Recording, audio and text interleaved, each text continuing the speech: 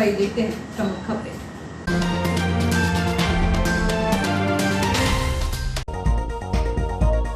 पुरानी रंजिश के चलते हुई हत्या, आरोपी रानू पर 1, अंकित पर 2 और मृतक रोहित के खिलाफ दर्ज हैं 3 प्रकरण।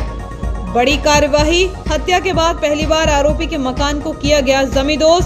पुलिस ने 2 ही घंटे में आरोपियों को किया गिरफ्तार। छिंदवाड़ा जा रही युवती के साथ शातिर बदमाश ने सोहागपुर में किया दुष्कर्म, आरोपी गिरफ्तार। Pokhran field firing range PFFR में पिनाका 1 का हुआ सफल परीक्षण। नर्मदापुरम, हरदा एवं बैतूल के शासकीय व गैर शासकीय स्कूलों के बच्चे ले सकेंगे ट्रेनिंग। पुरानी इटारसी गर्ल्स स्कूल को मिला नर्मदापुरम संभाग का archery nodal centre. Senior DCM के आदेश की अवहेलना कर रहे जंक्शन के छोटे अधिकारी, नहीं किया स्टॉल सील। मामला सीनियर DCM को प्लेटफॉर्म पर दूषित जनता खाना मिलने का।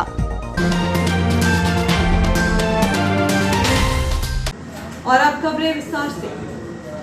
शुक्रवार को देर शाम मृत्युंजय टॉकीज के पास हुई चाकूबाजी की घटना में घायल रोहित राजपूत ने उपचार के दौरान दम तोड़ दिया।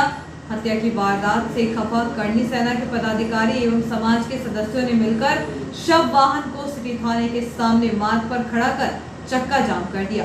हालांकि अधिक समय तक उनका विरोध प्रदर्शन नहीं चला, क्योंकि पुलिस आरोपियों को बीती रात ही 2 घंटे के भीतर पकड़ चुकी थी। लेकिन करनी सेना हत्यारों के मकान तोड़ने और उनका जुलूस निकालने पर अड़ी रही।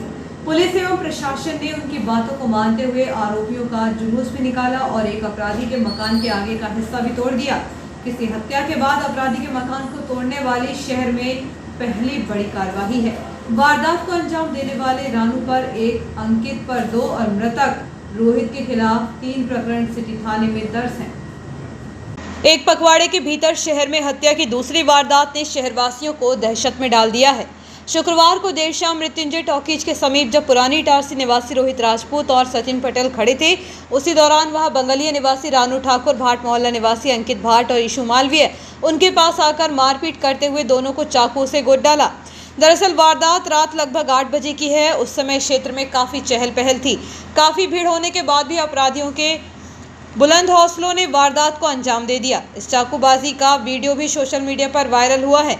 घटना के बाद दोनों घायलों को गंभीर हालत में शासकीय अस्पताल पहुंचाया गया, लेकिन रोहित राजपूत की हालत नाजुक होने के कारण उसे बचाया नहीं जा सका।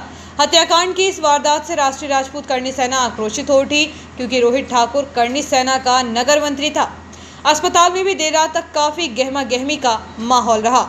राजपूत करनी सेना के नगर मंत्री की हत्या होने से खफा समाज के पदाधिकारी एवं सदस्य सुबह पहले पोस्टमार्टम रूम के सामने थे। उसके बाद शव को ले जाते समय बड़ी संख्या में मौजूद नागरिकों ने पहले थाने के सामने मुख्य मार्ग पर शव वाहन खड़ा कर मांगों को लेकर चक्का जाम कर दिया। पुलिस की समझाइश के बाद सभी थाना परिसर में पहुंच गए। वहां मौजूद SDM मदन सिंह रघुवंशी, SDOP महेंद्र सिंह चौहान और नगर निरीक्षक को ज्ञापन सौंपकर आरोपियों के मकान तोड़ने और उनका जुलूस निकालने की मांग की। हालांकि पहले तो प्रशासन और पुलिस अधिकारी ने उनकी मांगों पर निर्णय नहीं ले पाए, तो समाज के लोग और आवेश में आ गए। परिस्थितियों को देखते हुए समाज के 6 सदस्यीय प्रतिनिधि मंडल से बंद कमरे के चर्चा के बाद दोनों ही मांगे मान ली गई। तब कहीं समाज के लोगों का गुस्सा शांत हुआ। धन्यवाद ज्ञापित करता हूँ कि चूँकि शासन ने हमारा पूरा सहयोग करा, तीनों अपराधियों को 24 घंटे के अंदर पकड़ लिया और जो मांगे हमने ज्ञापन के माध्यम से शासन के सामने रखी है, उन्होंने वो मांगे हमारी पूरी मान ली है और 24 घंटे के अंदर वो सभी धरातल पे आपको दिखेगी। शहर में तेजी से बढ़ रहे अपराधों की रोकथाम को लेकर SP नर्मदापुरम के नाम नगर भाजपा मंडल अध्यक्ष जोगिंदर सिंह के नेतृत्व में SDOP महेंद्र सिंह चौहान, TI रामस्नेही चौहान को एक ज्ञापन सौंपा। उनकी मांगों में शहर में निरंतर पुलिस की गश्ती बढ़ाई जाए एवं ड्यूटी पर तैनात गश्ती के पुलिस अधिकारी का नंबर WhatsApp ग्रुप में हो, ताकि नागरिकों को इसकी जानकारी मिल सके।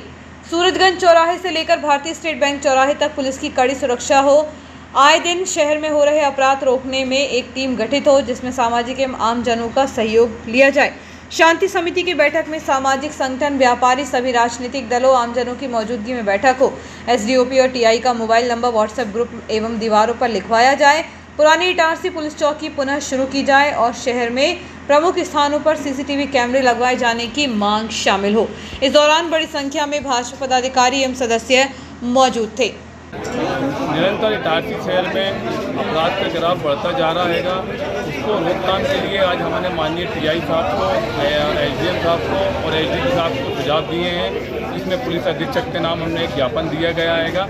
इसमें सुझावों में हनुमान मंदिर से लेकर स्टेट बैंक तक कड़ी सुरक्षा हो और इसके पश्चात सीसीटीवी मुख्य प्रमुख स्थानों पर सीसीटीवी कैमरे लगाए जाएं। पुरानी इटारसी में बंद जो चौकी है उसको खुलवाया जाए और शहर में गश्ती को बढ़ाया जाए। जिन क्षेत्रों में अपराध ज़्यादा हो रहे हैं वहाँ पर ज़्यादा से ज़्यादा गश्ती की जाए। सिटी थाना क्षेत्र के अंतर्गत एक पखवाड़े में 2 हत्याओं के साथ सिंधी कॉलोनी के सामने मुख्य रोड पर खुलेआम गुंडागर्दी करते हुए बैंक कर्मी से मारपीट करने जैसी वारदातें हो चुकी हैं, जिससे शहर में लॉ एंड ऑर्डर ध्वस्त होने लगा है। ऐसे में अपराधों की रोकथाम के लिए सत्ता दल के पदाधिकारी सामने आकर वारदातों पर अंकुश लगाने की मांग पुलिस अधीक्षक से की है, लेकिन विपक्ष की भूमिका निभाने वाली कांग्रेस का कोई भी नुमाइंदा अपराध के खिलाफ आवाज उठाने नहीं पहुंचा। जबकि बीती रात हत्या के बाद सोशल मीडिया वीर बनकर तरह तरह की टिप्पणी करते हुए नजर आए थे, परंतु सुबह होने के बाद कोई भी कांग्रेस नेता सामने नहीं आया। बीती रात पब्लिक प्लेस में हुई हत्या की वारदात और राजपूत करनी सेना द्वारा थाने का घेराव करने के बाद पुलिस और प्रशासन एक्शन मोड पर आ गया है। इधर तीनों आरोपियों की गिरफ्तारी के बाद उनका जुलूस निकाला गया। सिटी थाने से लेकर अस्पताल तक उन्हें पैदल लेकर पुलिस पहुंची थी ताकि अपराधियों का खौफ आम जनता के मन से निकल सके। इसके बाद भाट मोहल्ला निवासी आरोपी अंकित भाट के घर राजस्व और पुलिस टीम ने पहुंचकर पहले घर की नपती की तो पता चला कि निर्धारित पट्टे से अधिक जमीन पर घर बना है, इसलिए आनन फानन में जेसीबी मशीन बुलाकर 2 मंजिला घर का बाहरी हिस्सा जमींदोज कर दिया गया। जहां घर के आगे की 2 मंजिला दीवार, छत पर चढ़ने वाली सीढ़ियां और छत को कुछ ही घंटों में गिरा दिया। इस दौरान कोई वाद विवाद की स्थिति न बने, इसलिए बड़ी संख्या में पुलिस बल मौके पर मौजूद रहा। एक पखवाड़े में हुई दूसरी हत्या के बाद जनप्रतिनिधि भी चिंतित हैं। क्षेत्रीय विधायक डॉक्टर शीतल शर्मा ने मीडिया से चर्चा करते हुए कहा कि विगत दिनों रामनगर क्षेत्र में हुई हत्या के बाद एसडीओपी महेंद्र सिंह चौहान और नगर निरीक्षक राम स्नेही चौहान को रेस्ट हाउस में बुलाकर प्रशासन में कसावट लाने के लिए कहा था, लेकिन पता नहीं क्यों बातों को संज्ञान में नहीं लिया गया। निश्चित तौर पर बीच बाजार में हो रही वारदात से आम जनता का मनोबल टूटता है। डॉक्टर शर्मा ने मीडिया के माध्यम से कहा कि आम जनता घबराए नहीं, आने वाले 2-3 दिनों में अपराधियों की कमर तोड़ दी जाएगी, किसी भी अपराधी को बख्शा नहीं जाएगा। गंभीर घटना है। यार्ड की घटना के बाद मैंने दोनों अधिकारियों को बुलाया था रेस्ट हाउस में और दोनों से बात की थी और प्रशासन में कसावट लाने के लिए कहा था। उसके बाद फिर एक घटना और घटी, तब भी मैं थाने गया था और मैंने कहा था कि इनका जुलूस निकालो, किंतु पता नहीं किस बात से लोग पीछे हटते हैं और उसी की परिणति है कि आज ये इतनी बड़ी घटना कल रात को घटी। बीच बाजार में घटना निश्चित ही अपराधियों के हौसले बुलंद कर रहा है और जनता का मनोबल टूट रहा है। आज मैंने एसपी महोदय होशंगाबाद से भी बात की है, यहाँ के प्रशासन से भी, पुलिस प्रशासन से, राजस्व से भी बात की। आप 2-3 दिन में ही देखेंगे कि प्रशासन पूरी तरह से सक्रिय होकर के और सारे अपराधियों की कमर तोड़ देगा। जो शिकायतें हैं उन पर एसपी से बात करके और कार्रवाई कराएंगे और जो अनवांटेड लोग हैं वहाँ पर उनको यहाँ से हटाया जाएगा। स्थायी रूप से उनको बंद करवा दिया जाएगा और तत्काल उनकी कार्रवाई प्रारंभ होगी। और आज से बोल दूँगा तो वो अभी आज ही बंद करके भाग जाए। पर अब ये स्थान जो चिन्हित हैं वो बिल्कुल नहीं दिखेंगे आगे से। इस बात के लिए मैं आपके माध्यम से शहर की जनता को एश्योर करना चाहता हूँ, आश्वस्त करना चाहता हूँ कि हम लोग पूरी तरह से सजग हैं। इस तरह घटनाओं को लेकर के चिंता होती है, इस तरह घटनाओं को लेकर के सेंसिटिविटी बढ़ती है, शहर में घबराहट होती है। मैं आम जनता से अनुरोध करता हूँ कि वो बिल्कुल ना घबराएं। सरकार और प्रशासन पूरी तरह से जनता के साथ खड़ा है। अपराधियों की कमर इस शहर से तोड़ दी जाएगी और भविष्य में कोई घटनाएं ना घटें, इसको सुनिश्चित किया जाएगा। इस संबंध में जब एसडीओपी महेंद्र सिंह चौहान से बातचीत की गई तो उन्होंने कहा कि हत्या के तीनों आरोपियों को वारदात के बाद 2 घंटे में ही गिरफ्तार कर लिया गया है। आरोपियों से चाकू बरामद कर न्यायालय में पेश किया गया, जहां से उन्हें जेल भेज दिया गया है। अपराधों पर नियंत्रण लाने के लिए अपराधियों की सूची तैयार कर उनके खिलाफ कार्रवाई होगी। जिनके अधिक आपराधिक रिकॉर्ड है उनके खिलाफ जिला बदर की कार्रवाई कराई जाएगी। कल जो एक चाकूबाजी घटना हुई थी, इसमें एक की मौत हो गई और एक अभी इलाजरत है। उसमें 3 आरोपी थे, रानू, अंकित और ईशू, जिनको पुलिस ने रात में ही रक्षा में ले लिया है और उनसे पूछताछ की जा रही है। और उनके द्वारा जो चाकू का इस्तेमाल किया गया है वो भी जब्त कर लिए जाएंगे और शीघ्र ही उनको अभी कोर्ट में पेश कर देंगे। इनमें कोई आज ही पेश कर देंगे, नहीं तो कल तक कर ही देंगे। नहीं, अभी तक नाबालिग की तो कोई हत्या ऐसी जानकारी मिली कि पहले कोई इनका विवाद हुआ था, उसी पर से दोनों ग्रुप आमने सामने हुए तो उसमें चाकू चल गए। जो भी कानून में वैधानिक होगा वो करेंगे। इधर इस संबंध में जब एसडीएम मदन सिंह रघुवंशी से बातचीत की गई तो उन्होंने कहा कि अपराधों को रोकने के लिए ऐसे स्थान चिन्हित किए जा रहे हैं जहां आपराधिक घटनाएं सामने आ रही हैं। उनमें से एक चाय सुट्टा दुकानों को बंद कराया जाएगा जहां अवैध गतिविधियां संचालित होती हैं। अपराधियों के खिलाफ अभियान शुरू करेंगे ताकि शहर में आपराधिक गतिविधियों पर रोक लगाई जा सके। असल में कल जो करणी सेना के जो महामंत्री रोहित राजपूत की जो हत्या हुई है उसको लेकर लोगों में आक्रोश था कि भाई इनको जल्दी से जल्दी गिरफ्तार किया जाए। तो वो एक मांग जो थी उनकी उसको तो कल ही उनको अरेस्ट कर लिया गया है। और जो भी अपराधी जो दूसरे अगर किसी प्रकार के अपराधी हैं या अपराधी कृत्य करते हैं तो उन पर अंकुश लगाने के लिए बोला गया है। तो वो अंकुश लगाएंगे और उसमें एक हम अभियान अभी जो है आज से ही स्टार्ट करेंगे कि किसी प्रकार के जो अपराधी लोग हैं उनमें उनके हौसले पस्त हों।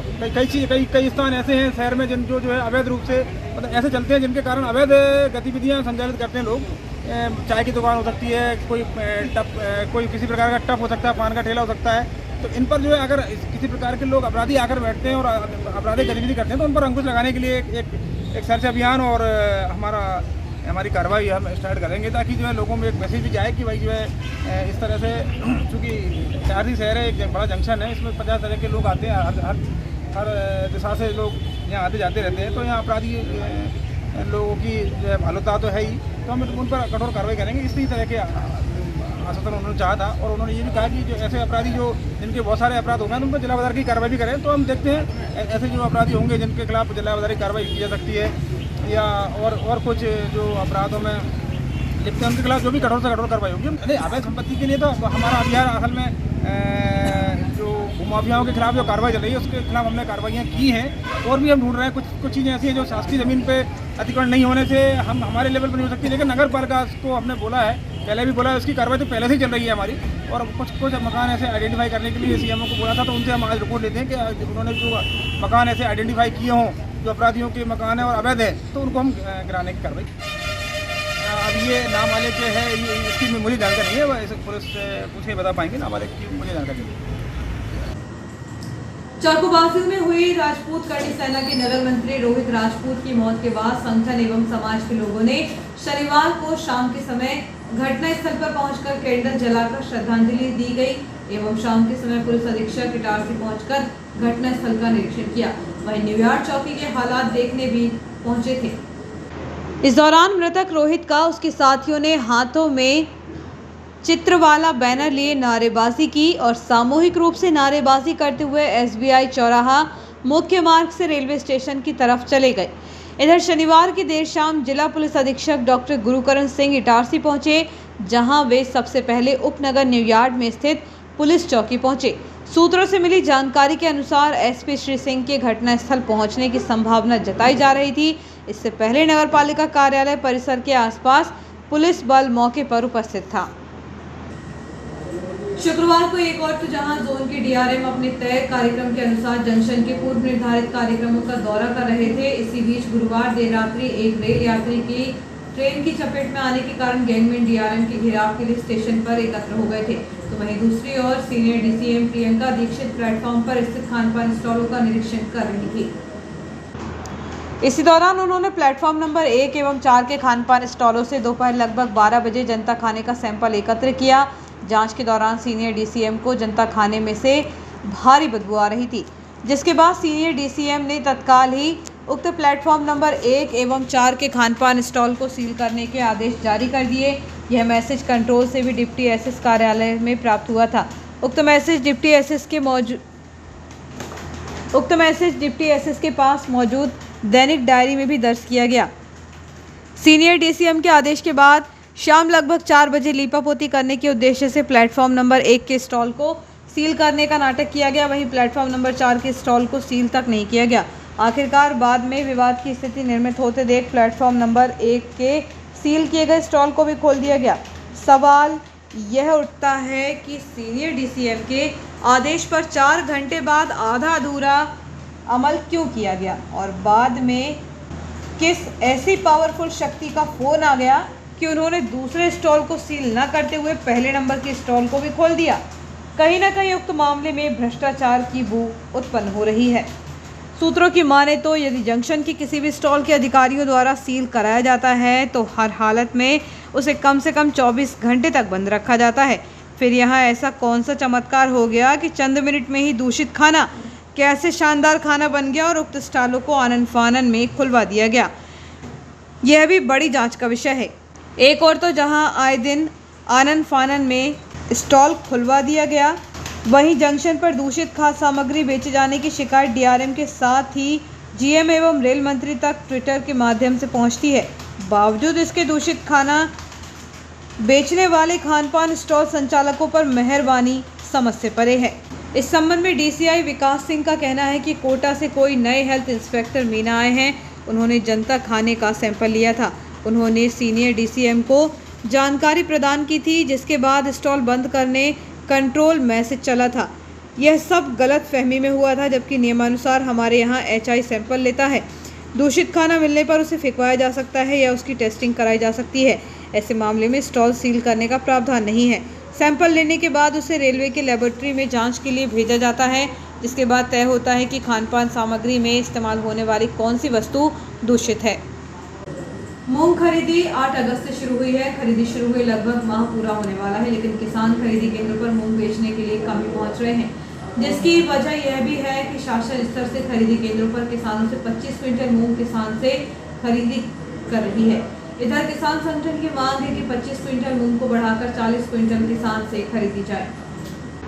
इस समस्या को लेकर किसान संगठन सहित अन्य संगठन के लोग इसका विरोध कर रहे हैं। किसान संगठनों की मांग है कि खरीदी केंद्रों पर छोटे तौल कांटों से तुलाई की जा रही है।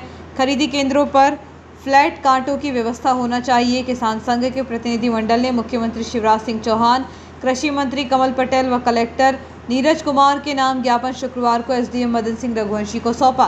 तहसील क्षेत्र के खरीदी केंद्रों पर वेयरहाउस संचालकों का हस्तक्षेप ज़्यादा रहता है, जिसे खत्म किया जाए, जबकि शासन ने सर्वेयर नियुक्त किए हैं। ऐसी स्थिति में वेयर संचालक अगर कोई हस्तक्षेप करता है तो वेयर हाउस संचालकों को हिदायत दी जाए। इसके अलावा खरीदी केंद्रों पर वेयर हाउस के कर्मचारी एवं सोसाइटी के कर्मचारियों के द्वारा मूंग की क्वालिटी चेक करने सैंपल लिया जाता है। खरीदी केंद्रों पर मूंग बेचने वाले किसानों की ट्रॉलियों से केंद्र के सर्वेयर एक ट्रॉली से 5 किलो मूंग सैंपल के नाम पर लेते हैं। इस स्थिति में खरीदी केंद्र पर सर्वेयर हर ट्रॉली से इतनी ही मूंग ली जाती है, जो शाम तक यह कई क्विंटल में एकत्रित हो जाती है। इससे किसानों को नुकसान हो रहा है। इस पर भी पाबंदी लगाई जाए, क्योंकि सैंपल के नाम पर किसानों से अतिरिक्त मूंग सर्वेयर ले रहे हैं। जो सर्वेयर बाद में सैंपल की मूंग का उनके पास कोई रिकॉर्ड नहीं होता, जिसे बेचकर इसका लाभ वेयर हाउस संचालक और सर्वेयर लेते हैं। इस संबंध में एसडीएम मदन सिंह रघुवंशी ने बताया कि किसान संगठन के लोगों ने मूंग बेचने में आ रही समस्याओं को लेकर ज्ञापन सौंपा है। मूंग खरीदी केंद्रों पर किसानों को आ रही समस्या का जल्द निराकरण किया जाएगा। आयुध निर्माणी इटारसी ने डीआरडीओ और भारतीय सेना के सहयोग से पोखरण फील्ड फायरिंग रेंज में पिनाका मार्क रॉकेट की 26 नग का सफल उपयोग परीक्षण किया है। परीक्षण 5 दिनों तक चला, जिसके दौरान 26 नग उन्नत रेंज के रॉकेट का अलग अलग रेंज में दागा गया। इस परीक्षण में सभी उद्देश्यों को पूरा किया गया और परीक्षण सफल रहा। आयुध निर्माणी इटारसी म्यूनिशंस इंडिया लिमिटेड के तत्वावधान में प्रमुख प्रणोदक निर्माणी हैं। OFI वर्तमान में पिनाका मार्क 1 रॉकेट का निर्माण कार्टिज लोडेड तकनीक के माध्यम से कर रहा है, जिसका साइकिल टाइम लगभग 60 दिन और रेंज 38 किलोमीटर है। हाल ही में OFI ने case bonded technology rocket motor में सीधे प्रोपलेट कास्टिंग के माध्यम से उसी के उन्नत संस्करण का निर्माण किया है, जिसने साइकिल टाइम को 25 दिनों तक कम कर दिया है और रेंज भी 50 किलोमीटर तक बढ़ा दी है। सेना की योजना अंततः पिनाका मार्क को उन्नत संस्करण से बदलने की है, क्योंकि इससे भारतीय सेना की सामरिक क्षमता में सुधार होगा। इसके बाद OFI को भविष्य में पिनाका मार्क 1 रॉकेट का काफ़ी लोड मिलेगा। पुरानी इटारसी से शासकीय कन्या उच्चतर माध्यमिक स्कूल में नर्मदापुरम संभाग का पहला आर्चरी तीरंदाजी खेल का नोडल सेंटर मिला है। इस सेंटर का शुभारंभ नगर पालिका अध्यक्ष पंकज चौरे के मुख्य आतिथ्य में विधायक प्रतिनिधि जगदीश मालवीय की अध्यक्षता में आयोजित हुआ।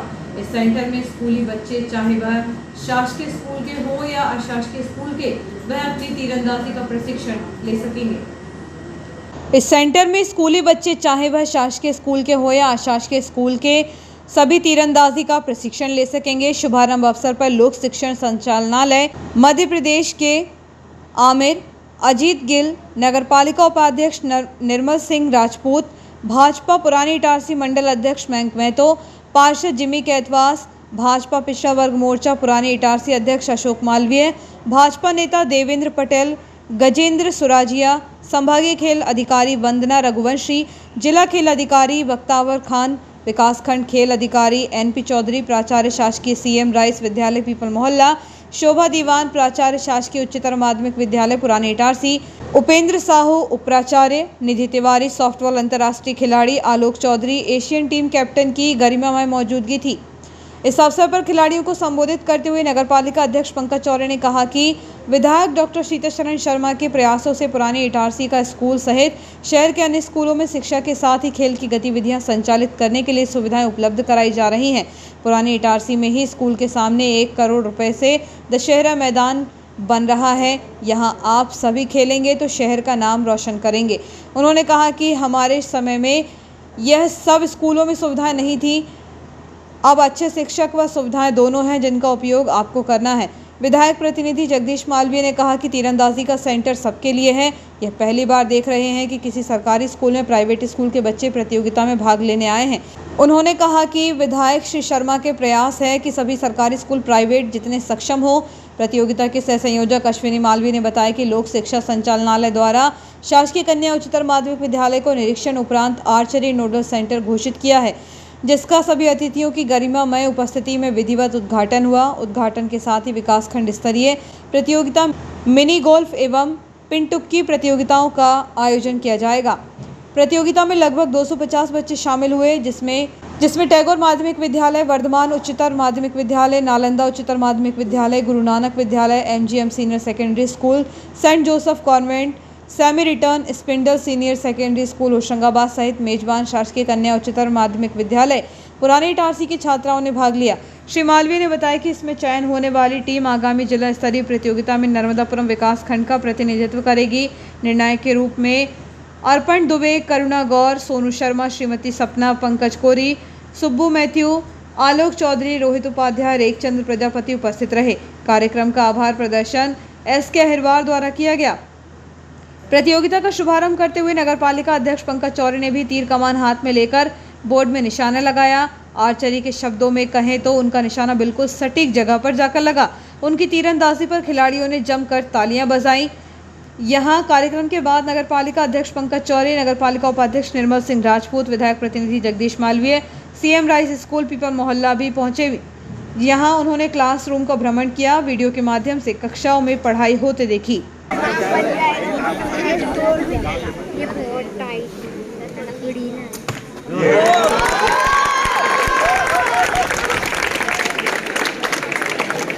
वक्त छोटे से ब्रेक का, बने रहिए जियो हेल्प न्यूज़ के साथ।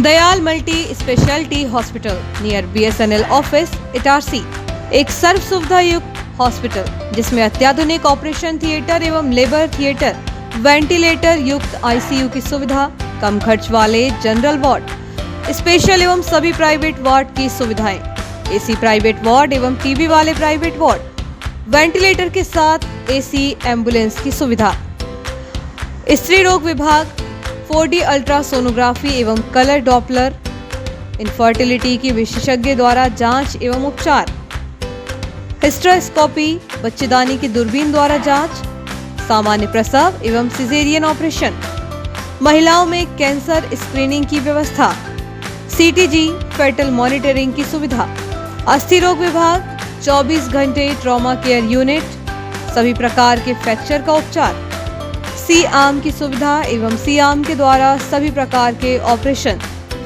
जिसमें टीवी पर देखकर टूटी हड्डी को पूर्णतः बैठाया जाता है।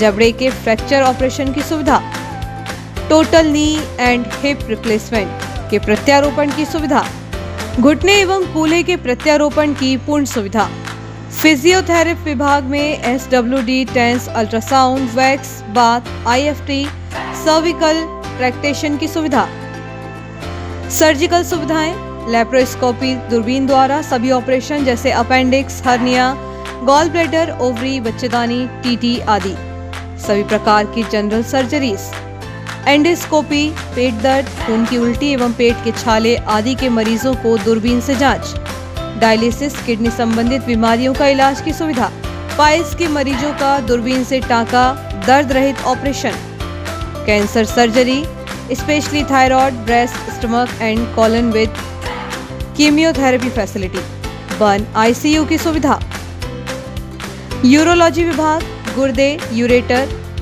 पेशाब की थैली की पथरी का दूरबीन द्वारा टांका रहित ऑपरेशन, प्रोस्टेट का टांका रहित ऑपरेशन, अन्य सुविधाएं, ICU critical care, polytrauma, snake bite, all poison case, respiratory, CVA, cardiac service, diabetes, digital x ray की सुविधा, ऑपरेशन के दौरान सिंगल यूज ड्रेस, डिस्पोजेबल कपड़ों का इस्तेमाल, मरीजों को कपड़े, बेडशीट, तकिए, ग्लाव सभी डिस्पोजेबल सिंगल यूज, 24 घंटे इमरजेंसी की सुविधा, 24 घंटे दवाइयाँ और पैथोलॉजी की सुविधा। अस्पताल की कार्यप्रणाली मेडिकल सॉफ्टवेयर पर आधारित है। Dayal multi speciality hospital near BSNL office, Itarsi. Phone number 07572241888, 8109354365, 8962235247, 24/7 ambulance service. Ambulance number is 9111365365. For ICU, you can call 9098697677. आपका विश्वसनीय चंचल ज्वेलर्स अब नए शोरूम में गोल्ड प्लेटेड आभूषणों एवं नए डायमंड ज्वेलरी के साथ 1 ग्राम और 2 ग्राम वाली सोने की 4 चूड़ियां एवं कंगन, 1 ग्राम और 2 ग्राम वाला सोने का मंगलसूत्र, हार, करदोहना, चैन, झुमके, बाजूबंद और सभी प्रकार के गहने, डायमंड सेट एवं एंटिक ज्वेलरी और फैंसी ज्वेलरी का अनुपम संग्रह।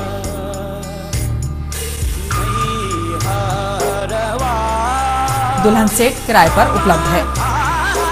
1 ग्राम और 2 ग्राम की हर खरीदी पर निश्चित उपहार पाएं। 1 ग्राम ज्वेलरी मात्र 2000 रुपए में, 2 ग्राम ज्वेलरी मात्र 4000 रुपए में, 3 ग्राम ज्वेलरी मात्र 6000 रुपए में, 4 ग्राम ज्वेलरी 8000 रुपए में, 5 ग्राम ज्वेलरी मात्र 10000 रुपए में। हमारा नवीन पता है Chanchal jewellers, Guru Nanak complex, Bharat talkies road, Itarsi. Mobile 09893054377।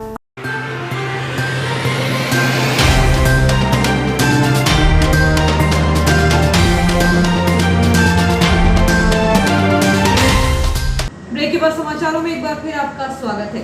Buddha महासभा के राष्ट्रीय अध्यक्ष चंद्रबॉडी पाटिल का नागपुर से होते हुए इटारसी आना हुआ, जहां रेलवे स्टेशन पर उनका भव्य स्वागत किया गया। इटारसी के प्रज्ञा बुद्ध विहार के भारतीय बुद्ध शाखा एन शाखा द्वारा उनका स्वागत किया गया।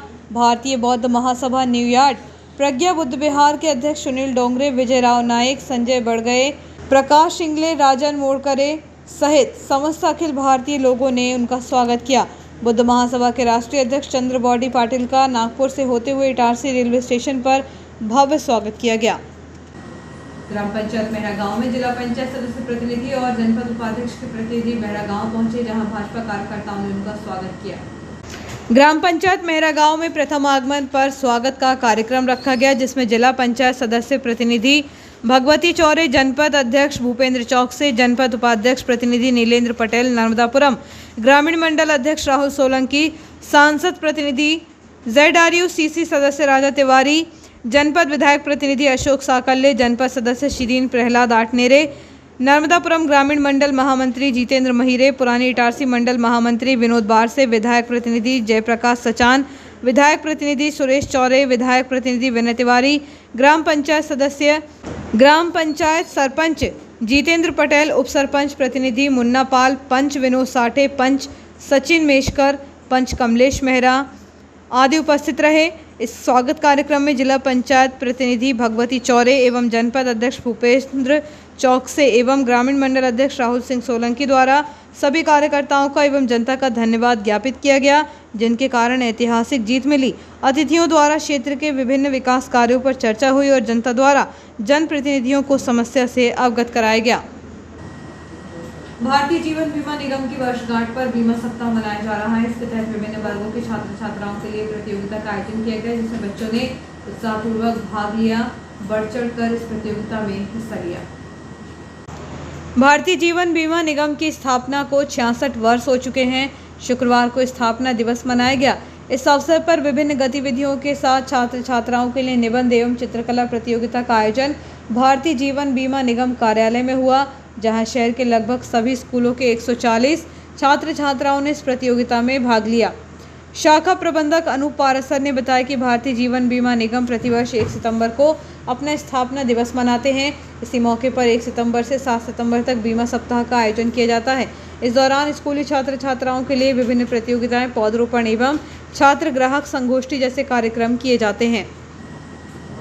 भोपाल से छिंदवाड़ा जा रही युवती के साथ इटारसी के छात्र बदमाशी, सोहागपुर में युवती के साथ दुष्कर्म करने का मामला प्रकाश में आया है।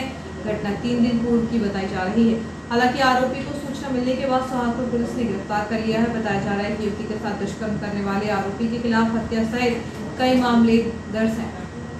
थाना प्रभारी विक्रम रजक ने बताया कि 2 सितंबर 2022 को प्रातः 5:15 बजे डायल 100 से सोहागपुर पुलिस को सूचना प्राप्त हुई कि एक युवती रेलवे स्टेशन सोहागपुर पर बदहवास स्थिति में बैठी है तथा अपने साथ दुष्कर्म की घटना होना बता रही है। सोहागपुर पुलिस ने तत्काल मौके पर पहुंचकर उक्त युवती को पुलिस अभिरक्षा में लिया और थाना लाकर पूछताछ की तो उसने बताया कि वह टेक्सटाइल्स इंडस्ट्रीज भानपुर भोपाल में काम करती है। 1 सितंबर 2022 को वह भोपाल स्टेशन से इंदौर बिलासपुर एक्सप्रेस से पिपरिया जाने के लिए अकेले बैठी थी। उक्त युवती को जुन्नार देव अपने मामा के यहाँ जाना था। भोपाल रेलवे स्टेशन पर उक्त युवती को राम स्वरूप चड्ढार नामक व्यक्ति मिला था, जिसने उक्त युवती को बोला कि वह रेलवे स्टेशन में काम करता है, वह उसके साथ चलेगी तो ट्रेन में टिकट नहीं लगेगा। इस बात पर युवती उक्त व्यक्ति के साथ ट्रेन में बैठ गई। रात्रि 1 बजे सोहागपुर रेलवे स्टेशन आने पर राम स्वरूप चढ़ार ने युवती से कहा कि सोहागपुर से एक बस डायरेक्ट जुन्नार देव जाती है, चलो मैं तुम्हें उस बस में बिठवा देता हूँ। युवती उसकी बातों में आ गई और सोहागपुर रेलवे स्टेशन पर ट्रेन से उतर गई। राम स्वरूप चड्ढार ने युवती से कहा कि बस स्टैंड जाने का एक शॉर्टकट रास्ता है, चलो उसी रास्ते से चलते हैं। उक्त युवती ने राम स्वरूप चड्ढार पर विश्वास किया और उसके साथ पैदल चल दी। राम स्वरूप चड्ढार उक्त युवती को रेलवे पटरी के किनारे किनारे रेलवे पुल के पास लाया और वहां से नीचे उतारकर उक्त युवती को डरा धमकाकर युवती के साथ दुष्कर्म किया। युवती की रिपोर्ट पर आरोपी राम स्वरूप चड्ढार के विरुद्ध थाना सोहागपुर में धारा 376(2) N 506 भारतीय दंड विधान का अपराध पंजीबद्ध कर विवेचना में लिया। विवेचना के दोनों आरोपी राम स्वरूप चड्ढार को सोहागपुर पुलिस ने गिरफ्तार कर न्यायालय में पेश किया। उल्लेखनीय है कि आरोपी राम स्वरूप चड्ढार वर्ष 2015 में थाना शाहपुर जिला बैतूल में एक युवती की हत्या के आरोप में गिरफ्तार हो चुका है। इसके अलावा थाना मुल्ताई जिला बैतूल, इटारसी जिला नर्मदापुरम, पलेरा जिला टीकमगढ़ में भी उक्त आरोपी मारपीट एवं एक्सीडेंट के अपराधों में गिरफ्तार हो चुका है। उक्त आरोपी बहुत ही शातिर प्रवृत्ति का है तथा अक्सर ट्रेन में अकेले सफर करने वाली युवतियों को निशाना बनाता है। पुलिस अधीक्षक नर्मदापुरम गुरुकरण सिंह के मार्गदर्शन में एवं अतिरिक्त पुलिस अधीक्षक नर्मदापुरम अवधेश प्रताप सिंह एवं अनुविभागीय अधिकारी पुलिस सोहागपुर चौधरी मदन मोहन के निर्देशन में सोहागपुर पुलिस ने दुष्कर्म के आरोपी रामस्वरूप पिता भुवन चड्ढार उम्र 56 साल निवासी गांधीनगर वार्ड नंबर 19 इटारसी जिला नर्मदापुरम को घटना के उपरांत चंद घंटों में गिरफ्तार करने में सफलता प्राप्त की। वारदात का खुलासा करने पर थाना प्रभारी विक्रम रजक, उप निरीक्षक मेघा उदेनिया, दीपक भोंडे, प्रधान आरक्षक प्रकाश सिंह, आरक्षक अंकित धनगर, मोहसिन खान, अनिल पाल, गुरु प्रसाद पवार, सुनील उमरिया, मनोज जायसवाल, रोहित ठाकुर, राहुल पवार की मुख्य भूमिका रही। नाला मोहल्ला क्षेत्र निवासी एक महिला ने इसी मोहल्ले में रहने वाली महिला के साथ मारपीट की है। मारपीट की वजह घर में बकरी का घुसना बताया जा रहा है। प्राप्त जानकारी के अनुसार फरियादिया मंजूबाई पति मोनू कुचबंदिया उम्र 25 वर्ष निवासी नाला मोहल्ला ने रिपोर्ट लिखवाई है कि आरोपी अनीता कुचबंदिया ने मुझे मेरे घर में उसकी बकरी घुस जाने पर से हुए विवाद में हाथ की कलाई में लकड़ी मारी, जिससे चोट आई है और जान से मारने की धमकी दी है। पुलिस ने धारा 294, 323, 506 के तहत प्रकरण दर्ज कर लिया है।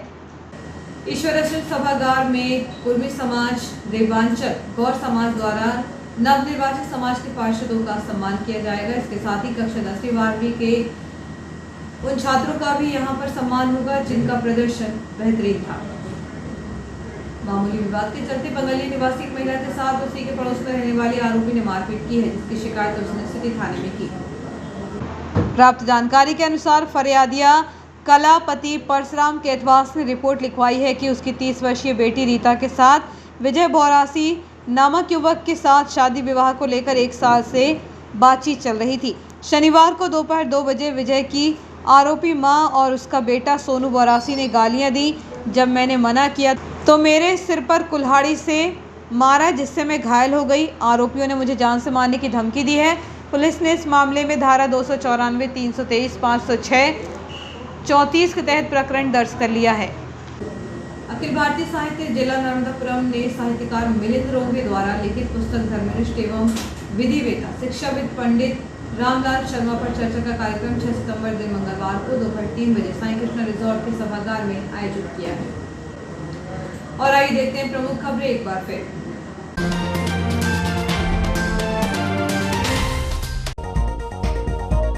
पुरानी रंजिश के चलते हुई हत्या, आरोपी रानू पर 1, अंकित पर 2 और मृतक रोहित के खिलाफ दर्ज हैं 3 प्रकरण। बड़ी कार्यवाही, हत्या के बाद पहली बार आरोपी के मकान को किया गया जमींदोज। पुलिस ने 2 ही घंटे में आरोपियों को किया गिरफ्तार।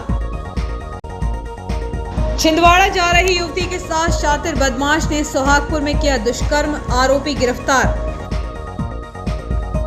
Pokhran field firing range PFFR में पिनाका 1 का हुआ सफल परीक्षण। नर्मदापुरम, हरदा एवं बैतूल के शासकीय व गैर शासकीय स्कूलों के बच्चे ले सकेंगे ट्रेनिंग। पुरानी इटारसी गर्ल्स स्कूल को मिला नर्मदापुरम संभाग का archery nodal centre. Senior DCM के आदेश की अवहेलना कर रहे जंक्शन के छोटे अधिकारी, नहीं किया स्टॉल सील।